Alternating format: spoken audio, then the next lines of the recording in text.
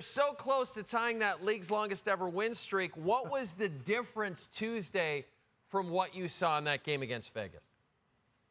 Yeah, one goal in the third period. I mean, Jay, it was really that close. What a well-played hockey game by both teams. Just a playoff-style game, right? Just grinding it out. So many of the best opportunities stymied by fantastic defensive plays. But on a night like this, Vegas just took advantage of a couple of their opportunities. They end up scoring a goal early on in that third period, and the Oilers, as much as they've done a great job coming back in hockey games, they just couldn't find it. It was just a really tight, well-played game. Lots of great checking and back-checking and defensive plays, and this Oiler team continues to play that style of game. They're comfortable in these games now, Jay. It doesn't have to be a track meet. It hasn't had to be that way for a long time, so I'm sure they'll be disappointed with this loss, but this was a heck of a game against a really good team, and another tight one here for the Oilers. Yeah, you alluded to it, Ryan. It's like they figured out how to play a defensive game over the course of this win streak. Can you put into perspective what else this 16-game win streak meant to this team that, as we know,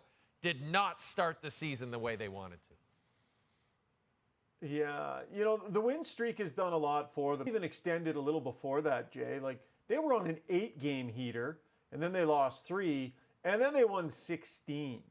I mean, that's unreal. 24 out of 27, I think the math is. I hope I didn't screw that up. It's been impressive.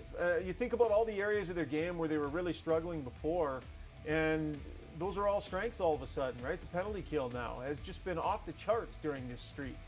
Stuart Skinner and his numbers are just, they're tops in the league during that time. So now they've got their goaltending solidified with confidence. They've got guys throughout the lineup that are contributing. They've got McDavid and Draisaitl on separate lines most nights, obviously contributing at a high level. They're just, a lot of the things that were going wrong earlier this season have been remedied. Maybe more than anything, this team has its mojo back. It's swag back.